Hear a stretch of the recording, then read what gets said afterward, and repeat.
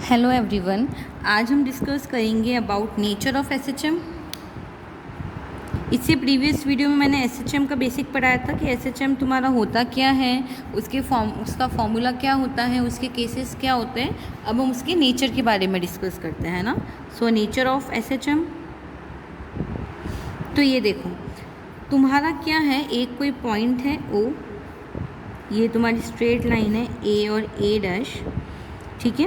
ये इसका कोई फिक्स पॉइंट है ओ, और ये मैंने माना पी क्या है, कोई पॉइंट है जहाँ पे मेरा पार्टिकल है। यहाँ तक समझ में आया। तो वी तुम्हारा क्या होगा, वेलोसिटी होगा पार्टिकल का at any distance x from O. यानी ये तुम्हारा पॉइंट है पी, यहाँ पे तुम्हारा एक पार्टिकल है जिसकी वेलोसिटी क्या है, मेरे पास वी है। तो वो क्या कर रहा है, इस जो तुम्हारा फिक्स पॉइंट है ना ओ, उससे एक्स डिस्टेंस पर है, ठीक है। तो तुम्हारा जो पॉइंट ओ है ये तो तुम्हारा क्या हो जाएगा, सेंटर ऑफ फोर्स हो जाएगा, है ना। पी तुम्हारा क्या है, पोजीशन ऑफ अ पार्टिकल है। तो देखो ये क्या बता रहा है तुम्हें कि किसी भी पॉइंट पे पार्टिकल क्या करेगा, मूव करेगा in a direction of O A.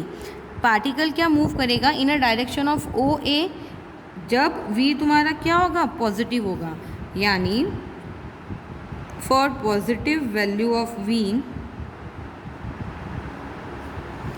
Direction मेरी क्या हो जाएगी, इसकी डायरेक्शन तुम्हारी हो जाएगी ओ ए। यहाँ तक समझ में आया कि क्या है, अगर ये जो पार्टिकल है अगर इसकी वेलोसिटी तुम्हारी पॉजिटिव आ रही है, दैट मीन्स जो उसका डायरेक्शन है मूवमेंट का वो क्या हो जाएगा, ओ से ए। यहाँ तक बात क्लियर है। अच्छा, यही अगर तुम्हारा क्या है, नेगेटिव वैल्यू आ रही है v की, ये तो मैंने इससे प्रीवियस में भी डिस्कस किया था कि x इंक्रीज़ हो रहा है तो क्या होगा, t डिक्रीज़ होगा, है ना। जैसे जैसे टाइम इंक्रीज़ हो रहा है x की वैल्यू कम हो रही है तो नेगेटिव लेंगे, और अगर टाइम के साथ x मेरा इंक्रीज़ हो रहा है तो हम पॉजिटिव लेंगे, ठीक है। तो अगर पॉजिटिव होगा तो मेरा मूवमेंट क्या हो जाएगा, o से a, और अगर नेगेटिव है तो मेरा मूवमेंट कहाँ से कहाँ तक हो जाएगा, a से o। ये चीज़ क्लियर हुई, है ना। अच्छा, जैसे जैसे v डिक्रीज़ होगा x इंक्रीज़ होगा, और जो तुम्हारी वेलोसिटी है वो मैक्सिमम कहाँ पर होगी, एट o। एक और चीज़ नोट कर लो कि v is directly proportional, inversely proportional to 1/x। यानी अगर v डिक्रीज़ होगा तो x तुम्हारा इंक्रीज़ होगा, और अगर तुम्हारा x इंक्रीज़ हो रहा है तो वेलोसिटी तुम्हारी डिक्रीज़ हो जाएगी। दूसरी चीज़, वेलोसिटी जो है वो मेरी मैक्सिमम होगी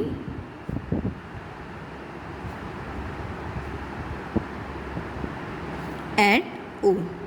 यानी ओ पॉइंट पे क्या रहेगा, जो मेरा वेलोसिटी है वो मैक्सिमम रहेगा। यहाँ तक बात क्लियर हो गई, ठीक है।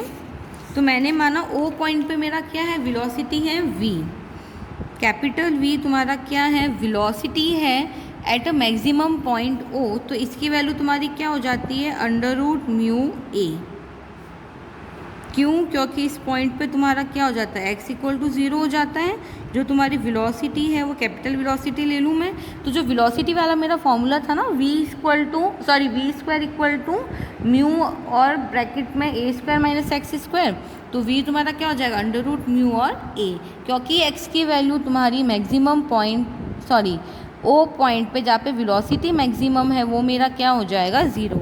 यहाँ तक बात सभी को समझ में आ गई होगी। फिर देखो तुम्हारा एक टर्म आता है एम्पलीट्यूड, है ना। इसी एसएचएम मोशन में तुम्हारा एक टर्म आएगा एम्पलीट्यूड। तो इस एम्पलीट्यूड का मतलब क्या होता है कि जो तुम्हारा डिस्टेंस है, जो ओ ए है, अगर वो ओ ए डैश के इक्वल है और दोनों ही की वैल्यू क्या है तुम्हारी ए के इक्वल है, तो वो मेरा क्या कहलाता है, एम्पलीट्यूड। यानी the distance O A = O A dash = a is called amplitude, है ना। और द एक्सेलरेशन क्या होगा, ये जो एक्सट्रीम पॉइंट्स हैं मेरे, यानी ए डैश और ए पे तुम्हारा क्या हो जाएगा, जो तुम्हारा एक्सेलरेशन है वो मैक्सिमम रहेगा, जिसकी वैल्यू किसके इक्वल हो जाएगी, √μ a। यानी अगर ऐसा होता है कि तुम्हारा फिक्स पॉइंट मिड में है, यानी ओ ए = ओ ए डैश है, इस केस में तुम्हारा क्या हो जाएगा, the acceleration will be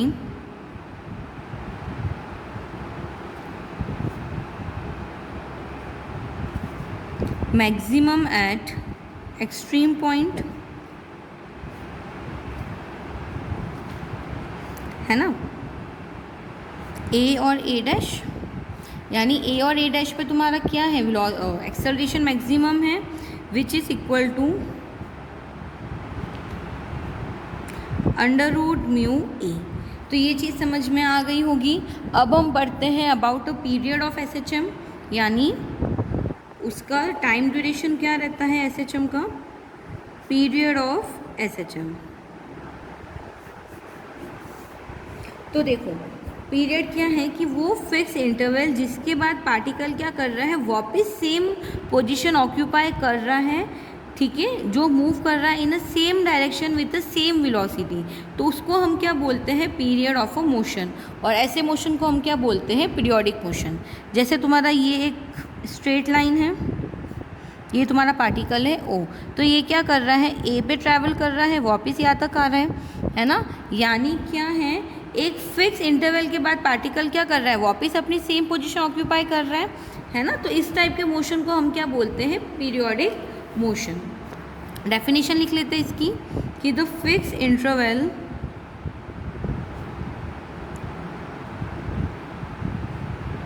after which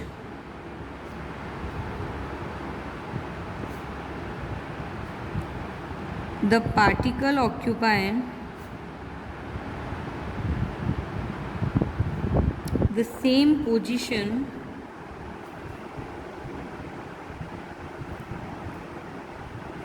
and moves in a same direction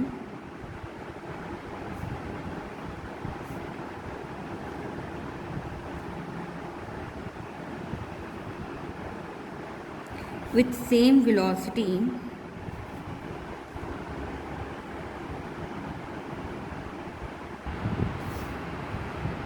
is called the period of motion। यानी वो फिक्स इंटरवल जिस पे पार्टिकल क्या करेगा, वापस अपनी पोजीशन को ऑक्यूपाई करेगा, सेम डायरेक्शन में मूव कर रहा है सेम वेलोसिटी के साथ, तो उसको हम क्या बोलेंगे, period of S H M. और जो इस टाइप का मोशन है ना, उसको हम क्या बोलेंगे, पीरियोडिक मोशन।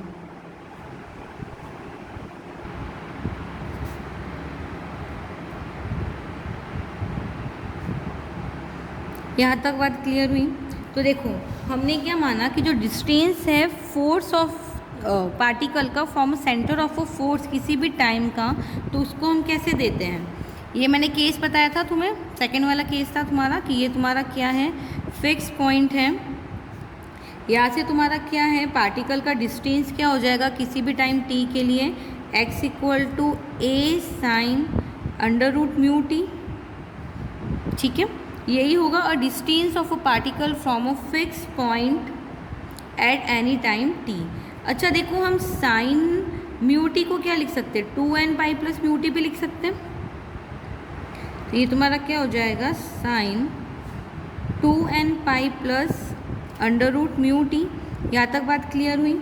अब मैं क्या करूँ, under root mu t common निकाल लो इसमें से, तो ये मेरा हो जाएगा sine under root mu 2n pi upon under root mu plus t, ठीक है, ये तुम्हारी x की वैल्यू आ गई। अब देखो मुझे क्या पता है, वी नो जो तुम्हारा वेलोसिटी है वो तुम्हारा क्या होता है, dx बाई dt होता है। तो इस x का मैं क्या करूँ, t के रेस्पेक्ट में अगर डिफ्रेंशिएट कर देती हूँ मैं, तो ये मेरा क्या हो जाएगा, a साइन म्यू टी का तुम्हारा क्या हो जाएगा, under root mu cos under root mu t. x का मैंने t के रेस्पेक्ट में डिफ्रेंशिएट किया तो मुझे क्या मिल जाएगा, a under root mu cos under root mu t. यहाँ तक बात क्लियर हुई। अच्छा कॉस म्यू टी को वापस अब हम क्या लिख सकते हैं, इसको हम लिख सकते हैं cos 2n pi plus under root mu t. वापस हम क्या करेंगे, अंडर रूट म्यू कॉमन निकाल लो, तो क्या बचेगा तुम्हारे पास, 2n pi upon under root mu plus T.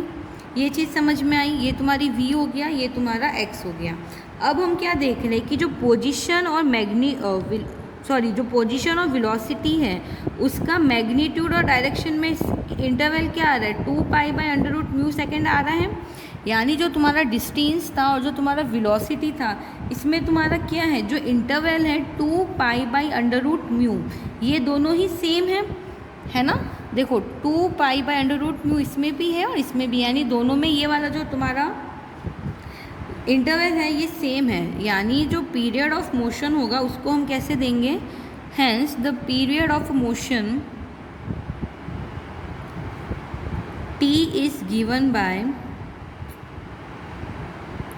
t = 2π/√μ।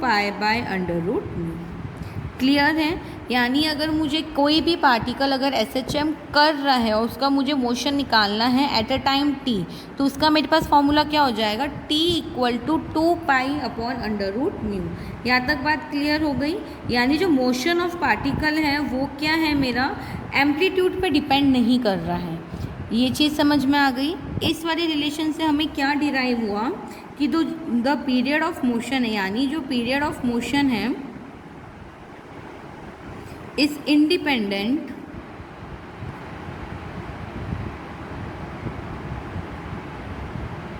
of A, that is the amplitude of SHM।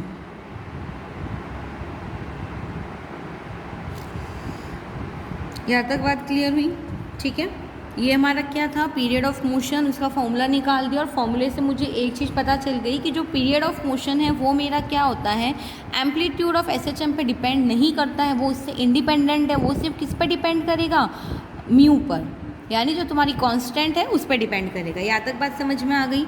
अब हम पढ़ते हैं अबाउट फ्रीक्वेंसी, कि तुम्हारा फ्रीक्वेंसी क्या होता है SHM के लिए। देखो जनरली फ्रीक्वेंसी तुम्हारा क्या होता है, नंबर ऑफ टाइम कोई भी चीज़ अगर हो रही है तो उसको हम जनरली फ्रीक्वेंसी कहते हैं ना, ये चीज़ तो हमें ऑलरेडी पता है। तो फ्रीक्वेंसी देखते हैं इन रेफरेंस टू SHM। तो देखो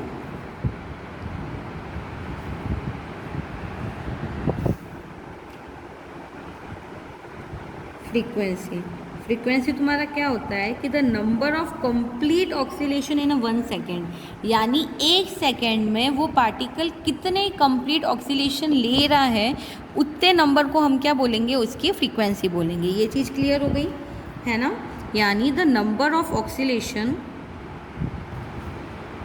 और number of complete oscillation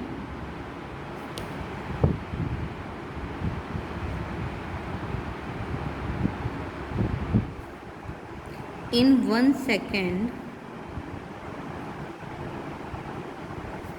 is called frequency।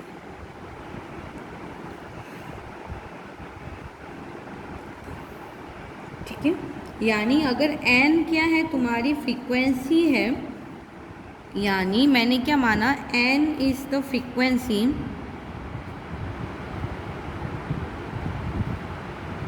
And t be the periodic time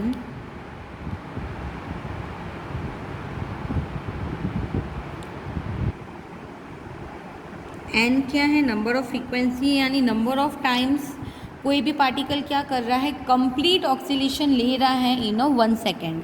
तो जो तुम्हारा number of frequency into time होता है ना, यानी पीरियोडिक टाइम, वो क्या होता है मेरा 1। यानी जो फ्रीक्वेंसी है वो क्या होती है, रेसिप्रोकल होती है ऑफ अ पीरियोडिक टाइम। ठीक है। यानी n इक्वल टू तुम्हारा क्या हो जाएगा, t की वैल्यू क्या थी 2π/√μ, तो ये हो जाएगा √μ/2π। ये फॉर्मूला आ गया। यानी फ्रीक्वेंसी क्या होता है मेरा, रेसिप्रोकल होता है ऑफ अ पीरियोडिक टाइम, जिसकी वैल्यू होती है इक्वल टू √μ/2π। यहाँ तक बात समझ में आई। ये तो हुआ तुम्हारा SHM। अब हम देखते हैं जियोमेट्रिकल रिप्रेजेंटेशन ऑफ SHM, है ना। ये तो SHM की बात कर रही थी मैं, जनरल SHM की। अब मैं देखती हूँ इसका जियोमेट्रिकल रिप्रेजेंटेशन। सो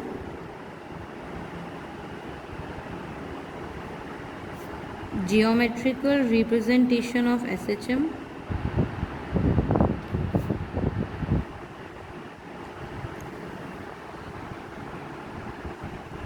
तो देखो ज्योमेट्रिकल रिप्रेजेंटेशन ऑफ SHM क्या हो जाता है कि अगर कोई पार्टिकल है वो किस में डिस्क्राइब है, सर्कल में, जिसकी हमारी क्या है, गिवन है कि वेलोसिटी क्या है, कांस्टेंट है। तो जो फुट ऑफ परपेंडिकुलर है पार्टिकल का डायामीटर पे, वो क्या करेगा, SHM में मूव करेगा, है ना। लिख लेते हैं एक बार। कि इफ़ अ पार्टिकल इज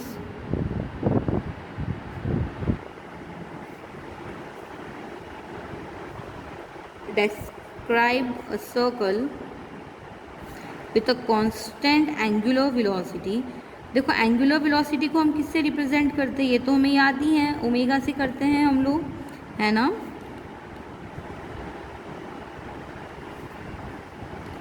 तो the foot of the perpendicular from a particle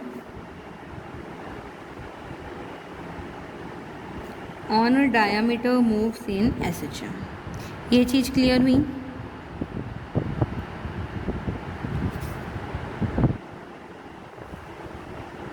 ठीक है, तो एक बार इसका डायग्राम बना लेती हूँ। ये देखो ए बी तुम्हारा क्या है, डायामीटर है इस गिवन सर्कल का। ये तुम्हारा क्या हो जाएगा, सेंटर हो जाएगा सर्कल का।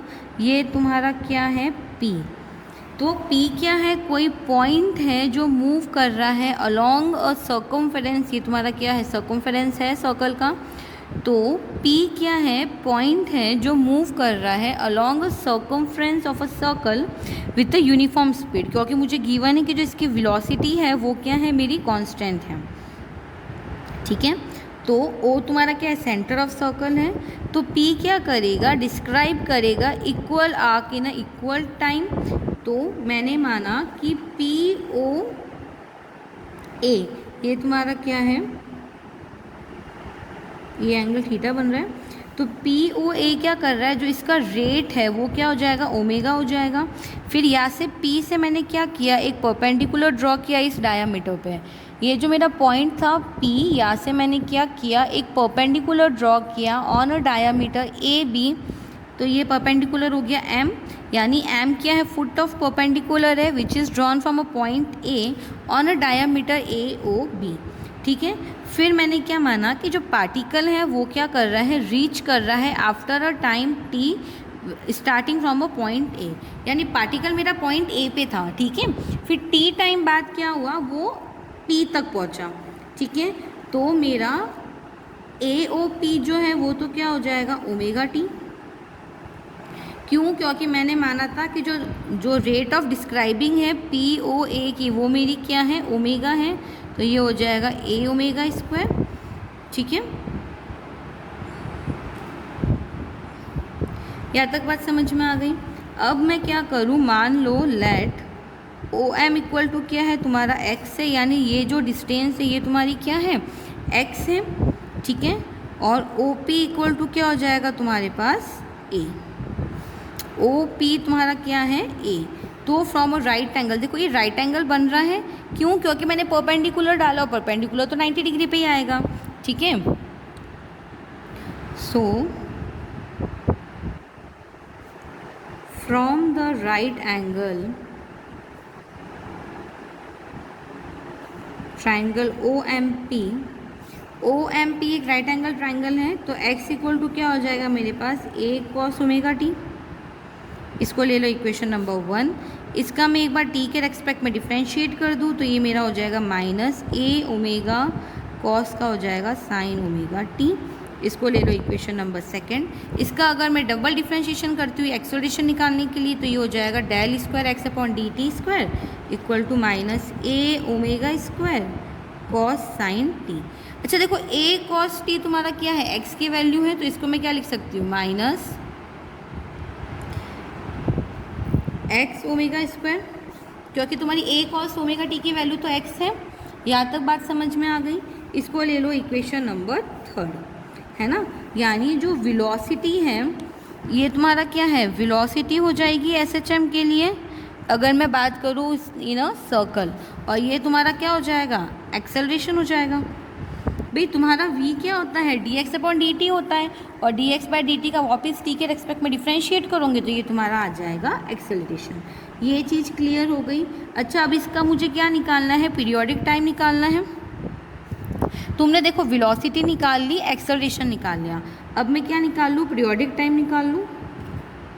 सो पीरियोडिक टाइम ऑफ m क्या हो जाएगा मेरा, यानी इस m पॉइंट पे पीरियोडिक टाइम क्या हो जाएगा तुम्हारा, 2 पाई बाई ओमेगा। ये चीज़ क्लियर हुई। तो ये भी हमें याद करना पड़ेगा, ये तीनों चीज़ एक बार याद कर लेना कि अगर तुम्हारा क्या है SHM एक सर्कुलर मोशन में हो रहा है, इस केस में तुम्हारी वेलोसिटी क्या हो जाएगी, dx/dt equal to -a omega sine omega t। Acceleration क्या हो जाएगा, -x ओमेगा स्क्वायर, और पीरियोडिक टाइम तुम्हारा क्या हो जाएगा, 2π/ओमेगा। सो आई होप ये सभी को समझ में आ गया होगा। इससे रिलेटेड कुछ और तुम्हारे टर्म से कुछ और फॉर्मूलाज हैं, वो मैं इसके नेक्स्ट वीडियो में कराऊंगी। Thank you so much.